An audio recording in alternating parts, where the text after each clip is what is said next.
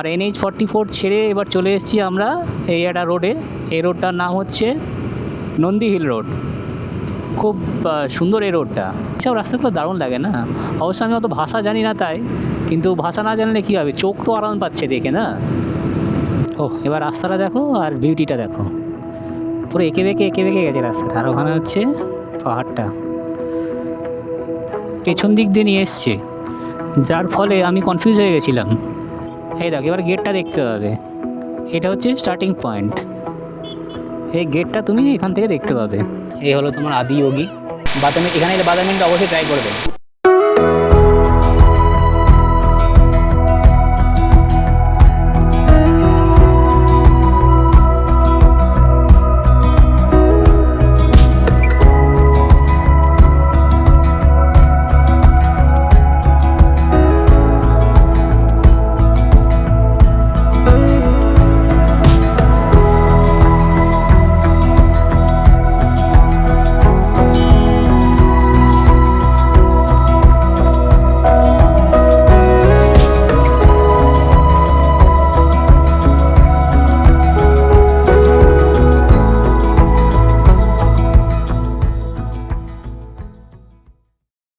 High, আমি রাহুল সরকার। আমার চ্যানেলের নাম মাই ট্রাভেল ডায়েরিজ। আজকে আমি খুব এক্সাইটেড, তার কারণ আজকে আমি এক্সপ্লোর করব ব্যাঙ্গালোরের সবথেকে পপুলার একটা স্পট, সেটা হলো আদিযোগী। এক্সাইটেড এই কারণেই যে পশ্চিমবঙ্গ ছেড়ে প্রথম আমি কোনো বাইরের স্টেটে এলাম। অবশ্যই চাকরির সূত্রে এসেছি আমি, নর্মাল বেড়াতে আসিনি। ক্যামেরার পজিশানটা একটু চেঞ্জ করে নিলাম, কারণ রেকর্ডিংয়ে দেখলাম যে ওটা পুরো টোটাল রাস্তার দিকেই ক্যামেরার ফোকাসটা পড়ে গেছে। তো সেই জন্য এখানে দাঁড়িয়ে আমি ক্যামেরাটা একটু ঠিক করে নিলাম। আর NH-44 ছেড়ে এবার চলে এসেছি আমরা এই একটা রোডে। এই রোডটার নাম হচ্ছে নন্দী হিল রোড। খুব সুন্দর এই রোডটা। আর আশেপাশে এখানে যত আশেপাশে দেখছো প্রচুর ভিলা আছে, রিসর্ট আছে। এই রাস্তাটা সত্যি খুব সুন্দর, মানে এখান থেকে রাইড করতে খুব ভালো লাগে। আর এই সামনে তোমরা এখন দেখতে পাবে কিনা জানি না, সামনের দিকে পাহাড় দেখা যাচ্ছে। তো এই পাহাড়টা নাম কি আমি অবশ্য জানি না, কারণ এইরকম সাউথ ইন্ডিয়াতে তুমি প্রচুর পাহাড় পাবে, বিভিন্ন রকম পাহাড়ের রেঞ্জ পাবে তুমি। তো বিভিন্ন পাহাড়ে বিভিন্ন রকম নাম আছে, অতগুলো নাম মনে রাখা তো সম্ভব না। তবে হ্যাঁ, এগুলো প্রত্যেকটাই মোটামুটি ওই নন্দী হিলের মধ্যেই পড়ে, নন্দী হিল রেঞ্জের মধ্যে পড়ে এগুলো সব।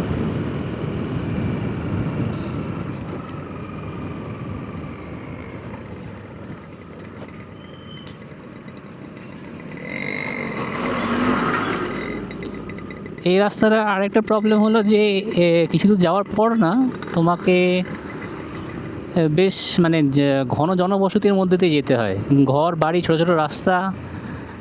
কিন্তু ওটা অবশ্য অনেকটা দেরি আছে, এখনই ওটা পড়বে না, অনেকটাই দেরি আছে। হ্যাঁ, তোমরা ভাবছো যে আমি এগুলো জানলাম কী করে। আসলে আমি কিছুদিন আগেও এসেছিলাম এখানে, মানে 2 দিন আগে এখানে এসেছিলাম। আমার একটা অভ্যাস হলো যে আমি আগে এক্সপ্লোর করে যাই, তারপরে ভিডিও করি। তাতে সুবিধাটা হয় হচ্ছে গিয়ে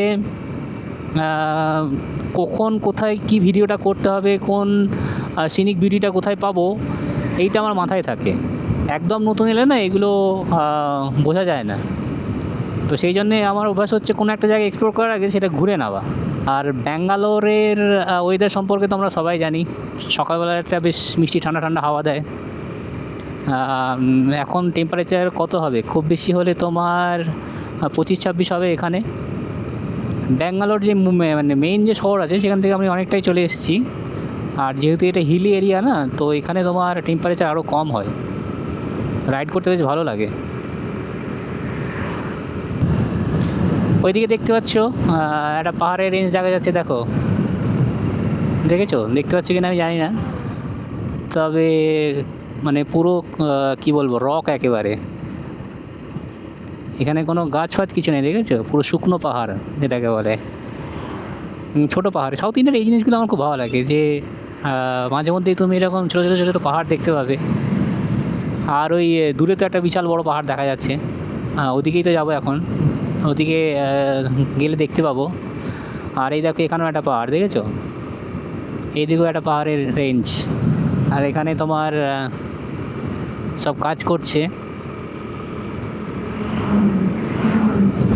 চাষবাসের কাজ হচ্ছে এখানে। এই দেখো একটা পাহাড়,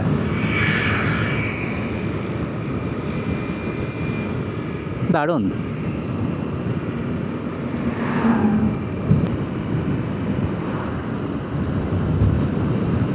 এ দেখেছো পুরো রাস্তাটা এদিক ওদিক সব শাল গাছে পুরো উপর দিয়ে ঢেকে আছে, দেখেছো?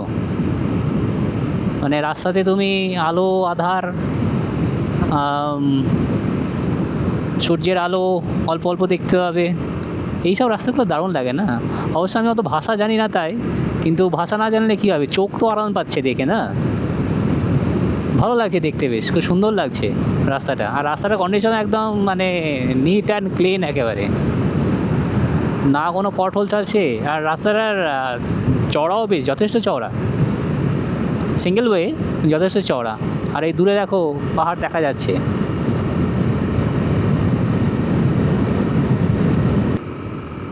দেখেছো এবার পাহাড়ের রেঞ্জগুলো ভিজিবল হয়েছে, মানে আমি তো চোখে পুরো স্পষ্ট দেখতে পাচ্ছি, তোমরা দেখতে পাচ্ছ কিনা জানি না, আর একটু পাশে গেলে দেখতে পাবো। ওফ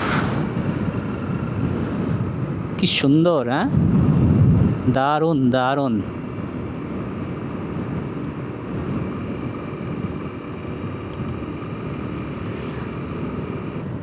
দেখেছো, দেখো কত সুন্দর, দেখো ছবি তোলার মধ্যে একেবারে।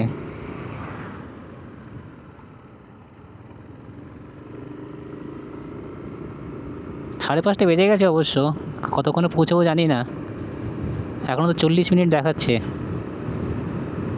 মানে 6টার সময় পৌঁছবো। এখানে অবশ্য সূর্য একটু দেরি করেই অস্ত যায়, আমাদের মতো নয় যে শীত আর গ্রীষ্মের সময় সূর্যের ওঠা এবং নামা ডিপেন্ড করে। এটা অলমোস্ট নিরক্ষীয় অঞ্চলে অবস্থিত, তো ওই মোটামুটি 6টা নাগাদ সূর্য ওঠে, আবার 6টা নাগাদই সূর্য ডোবে সন্ধে। দারুণ দেখতে, দারুণ, দেখেছো?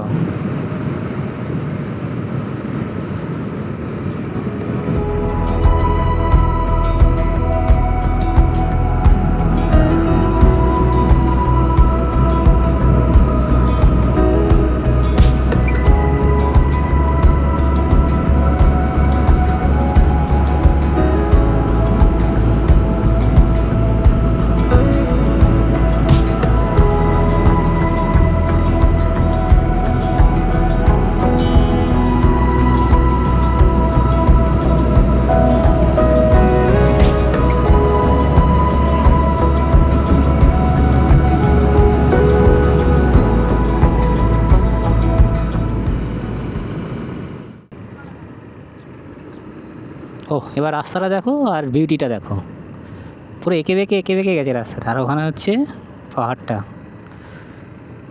এই হচ্ছে দক্ষিণ ভারত। হেভেন হেভেন, না?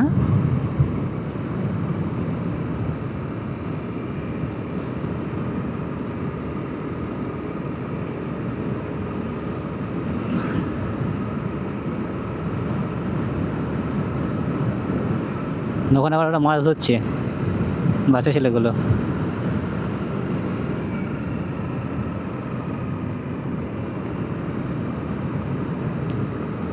কিছুটা আসার পর দেখবে এরকম লোকালয় পাবে, এবং প্রচণ্ড অলিগলি, কিন্তু মানে রাস্তা যেরকম ছোট, মানে আমাদের কলকাতায় যেরকম একটা মানে অলিগলি রোড হয়ে থাকে আর কি, তো এটাও বেসিক্যালি এটা একটা গ্রাম, পাকা বাড়ির গ্রাম আর কি। পাকা বাড়ির গ্রাম এই কারণে বললাম যে এখানে সবই পাকা বাড়ি দেখতে পাচ্ছি আমি। আমাদের যেমন একটা কাঁচা বাড়ি দেখা যায়, এখানে কাঁচা বাড়ি দেখা যায় না, তো সেই জন্য পাকা বাড়ির গ্রাম বললাম। তো এরকম অলিগলি অনেক পাবে, তো ঘাবড়ে গেলে হবে না, গুগল ম্যাপ যেটা দেখাবে সেটা সঠিকই দেখাবে, কারণ আমার এনে 2বার আসা হচ্ছে, তো ঠিকই দেখায় গুগল ম্যাপ, ভুল দেখায় না এখানে। কিন্তু হ্যাঁ, অনেক সরু সরু গলির মধ্যে দিয়ে নিয়ে যায়। দক্ষিণ ভারতের এইগুলো আমার দেখতে খুব ভালো লাগে। দেখো এখানে চাষের জমি, এখানে আর চারপাশে পুরো পাহাড়ে ঘেরা, দেখেছো চারপাশে পুরো পাহাড়ে ঘেরা, ওখানে একটা জলাশয় আছে, ওদিকে যাওয়া যাবে না, কারণ তাহলে আমাকে এই চাষের ওপর জমির ওপরগুলো দিয়ে যেতে হবে। আর অজানা জায়গা হুটহাট এখানে ওখানে ঢুকে গেলে তো হবে না, সাপ খোপ আছে।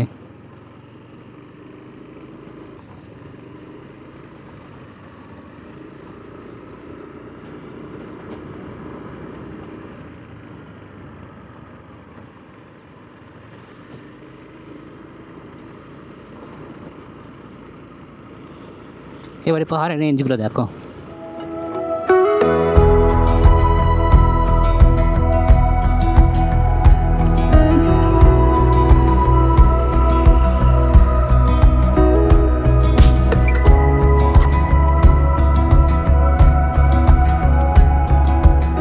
দেখেছো পুরো সামনে পাহাড় দেখা যাচ্ছে,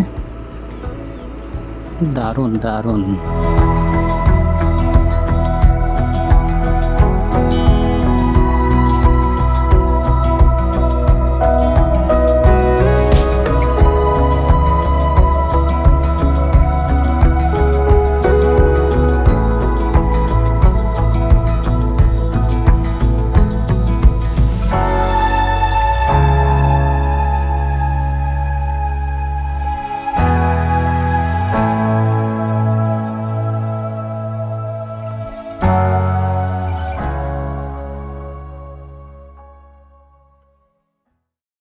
এটা যেটা প্রবলেম করেছে সেটা হচ্ছে যে এটা পেছন দিক দিয়ে নিয়ে এসছে, সামনের দিক দিয়ে নিয়ে আসেনি, পেছন দিক দিয়ে নিয়ে এসছে, যার ফলে আমি কনফিউজ হয়ে গেছিলাম। আর এখানে কোথায় বাইক স্ট্যান্ড করবো সেটাও তো বুঝতে পারছি না।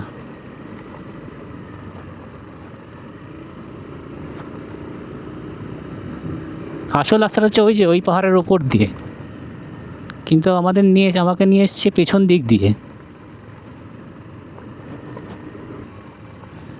হ্যাঁ দেখছো ওই রাস্তা দিয়ে নিয়ে আসার কথা, কিন্তু আমাকে নিয়ে এসছে এই রাস্তা দিয়ে। তাই জন্যই ভাবছি আমি চিনতে পারছি না কেন। আচ্ছা চলো দেখি, আমি আবার ওই রাস্তায় যাব, কারণ ওই দিকটা হচ্ছে অ্যাকচুয়াল রাস্তা, এটা নয়। আচ্ছা দেখো আমি যে রাস্তা দিয়ে নিয়ে এসেছিলাম ওটা ছিল পেছন দিক দিয়ে রাস্তা, বাট ওটা অ্যাকচুয়াল রাস্তা নয়, রাস্তা হচ্ছে এইটা। এখন আমি যেটা দিয়ে যাচ্ছি সেটা হচ্ছে অ্যাকচুয়াল রাস্তা। আমি যেদিক দিয়ে সেদিক দিয়ে আসতে পারো, ওদিক থেকে একটা রাস্তা আছে ওদিক দিয়েও আসতে পারো। ওটাও ব্যাঙ্গালোর থেকে আসে, এটাও ব্যাঙ্গালোর থেকে আসে। এই দেখো এবার গেটটা দেখতে হবে, এটা হচ্ছে স্টার্টিং পয়েন্ট, এই গেটটা তুমি এখান থেকে দেখতে পাবে। হ্যাঁ এখান থেকে এটা হচ্ছে শুরু হচ্ছে এবারে।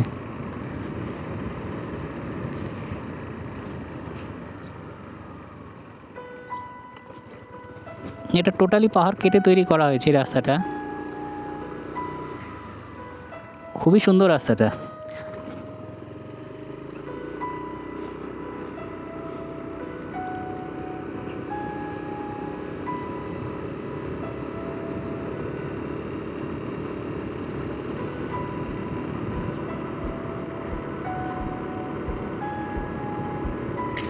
রাস্তাটা একবার উঠে গেছে একবার নেমে গেছে, পাহাড় কেটে তৈরি করা হয়েছে। দেখো সাদা সাদা এগুলো সব পাহাড় কেটেছে।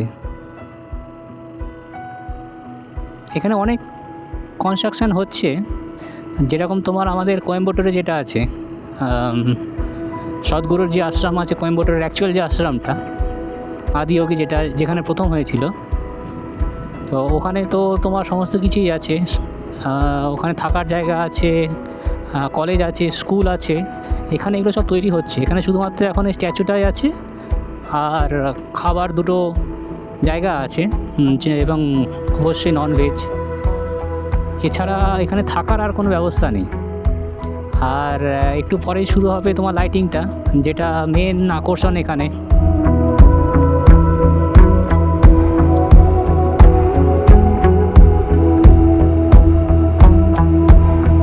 এটা শুরু হবে একটু পরে শুরু হবে, এখন সন্ধ্যা হয়েছে তো, এখন দেখবে প্রচুর ভিড় হবে। এখন সারা দিন মোটামুটি ফাঁকা থাকে, কিন্তু এই বিকেলের পর থেকে ভিড় হতে শুরু করে। তার কারণ ওই যে শোটা আছে, লাইটিংয়ের যে শোটা আছে, সেটা দেখার জন্য প্রচুর মানুষ আছে। আজকে শুক্রবার, আজকে আমি জানি না কীরকম আসবে, তবে শনি রবি একদম পুরো ভর্তি হয়ে থাকে।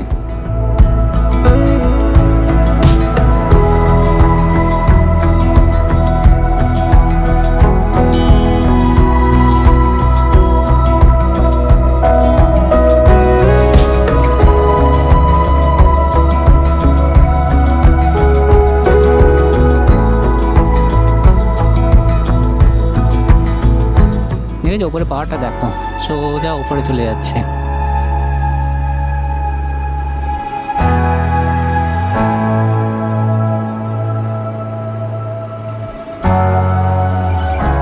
আজকে ভিড় হবে মনে হচ্ছে, কারণ প্রচুর গাড়ি ঢুকছে।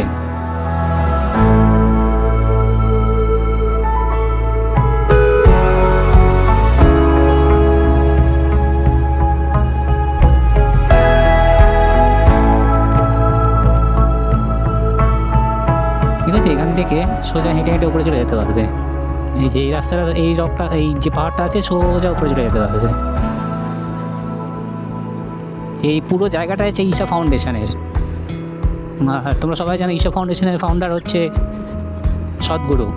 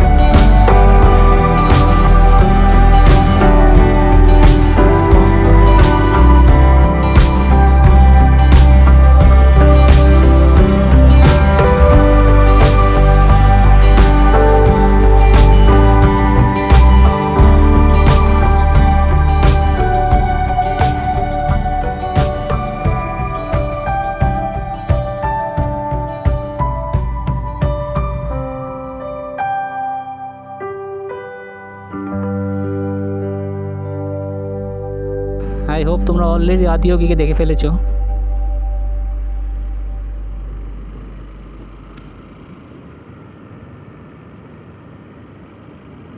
গাড়ির কন্ডিশন খুব খারাপ, রীতিমতো নড়ছে গাড়ি। আর রেন্ট করা গাড়ি এর থেকে আর কি ভালো হবে বলো।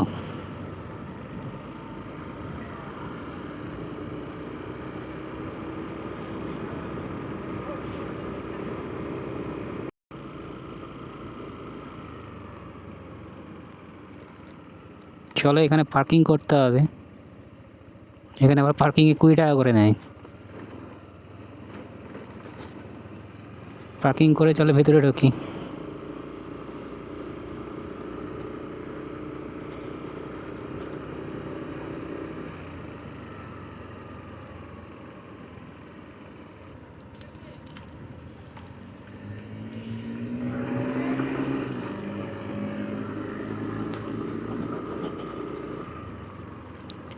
এই যে এদিকে তোমার পার্কিং লট আছে। আমি অবশ্যই বেশি ভেতরে ঢোকাবো না, কারণ আমি চলে যাবো এক্ষুনি। সো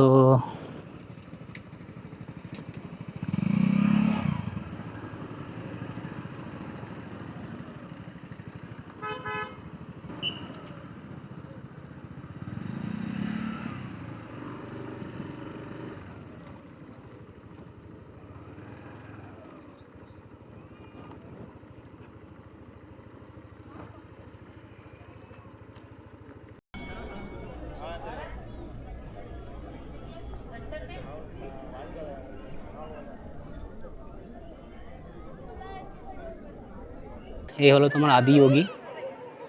আমি এসেছি, এর আগেও 2-3 বার এসেছি, এসে দেখে গেছি। আজ শুধুমাত্র ভিডিও করার জন্য এলাম। প্রচুর মানুষের ভিড় হবে এখানে এখন, কারণ একটু পরে এর একটা লাইটিং শো হয়, সেই লাইটিং শোটা শুরু হবে। আর এখানে দেখুন নন্দীও আছে। অন্ধকার হয়ে গেছে অবশ্য।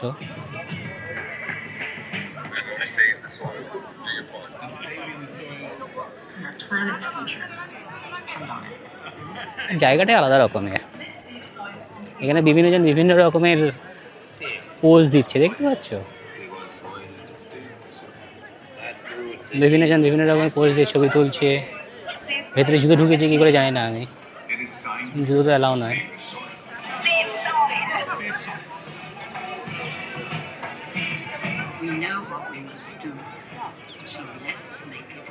এখানে নন্দী আর ওখানে আদিযোগীর মূর্তি।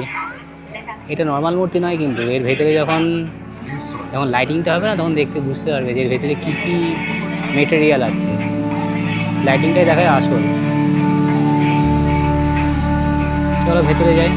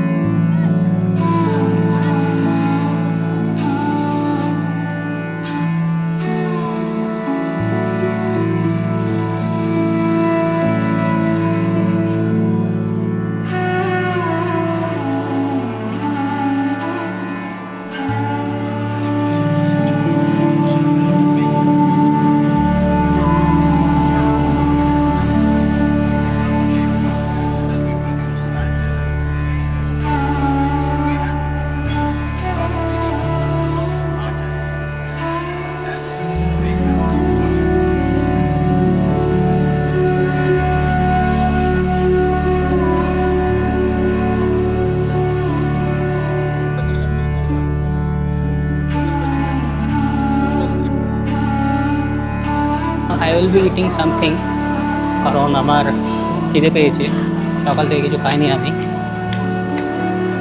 তো দেখতে পাচ্ছ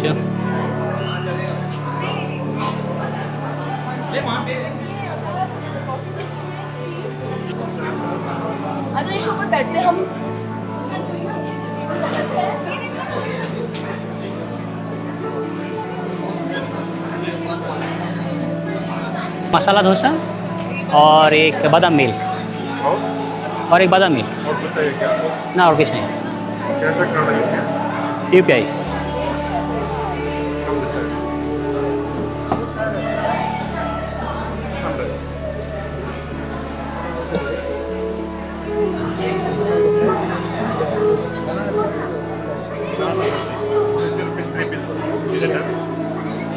हाँ हो गया।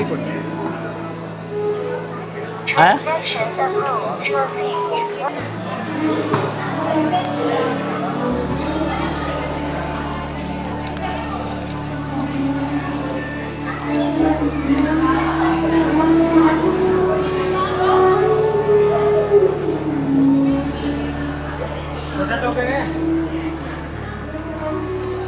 एक मसाला डोसा,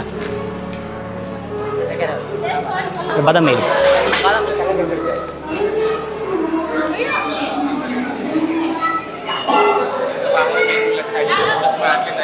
आप लेके चलो। एक बादाम मिल्क।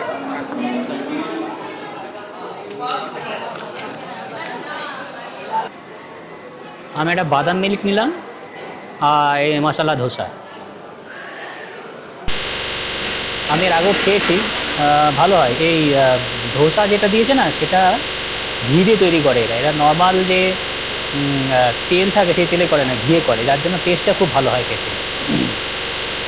তো খেয়ে দেখি কীরকম লাগছে। বাদাম মিলটা প্রথম খাচ্ছি, বাদাম মিলটা আমি আগে খাইনি কখনো।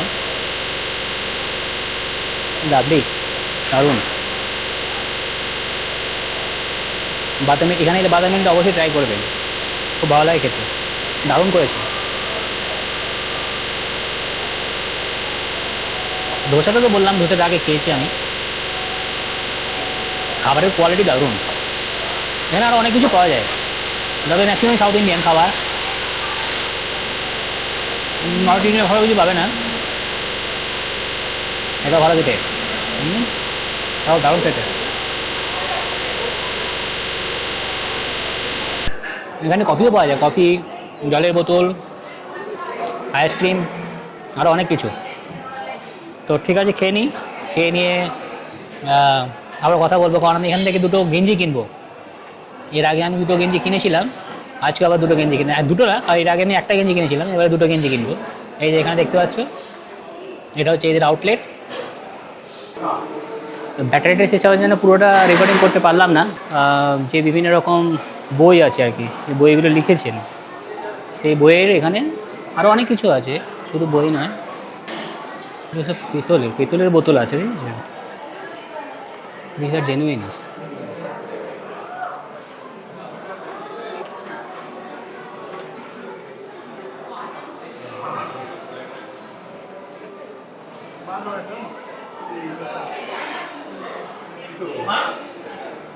এখানে আর একটু পর থেকে তোমার ওই যেটাকে বলে আরাধনা বা আরতি শুরু হবে, কিন্তু অত রাত পর্যন্ত থাকা যাবে না, কারণ লাস্ট ইয়ারে যখন আমি এসেছিলাম তখন শুরু হয়েছিল 7টার সময়, শেষ হয়ে যেতে অলমোস্ট আমার 8:30 9টা বেজে গেছিলো। আর যেহেতু এটা কমপ্লিটলি আমার আননোন, তাই অত রাত্রির করে স্কুটারে ফেরাটা ঠিক হবে না, কারণ এখান থেকে অলমোস্ট 65 কিলোমিটার। আর ব্যাঙ্গালোরের ট্রাফিক জ্যাম তো তোমরা মোটামুটি সবাই জানো, তো রিস্ক নেবো না, আমি চলে যাব। বাট হ্যাঁ, যদি তোমরা এখানে কখনো আসো, রাত্রিরে এই অন্তত আরতিটা দেখার চেষ্টা করো। তো আমি এটা এখন এখানে শেষ করছি। So right now, tata.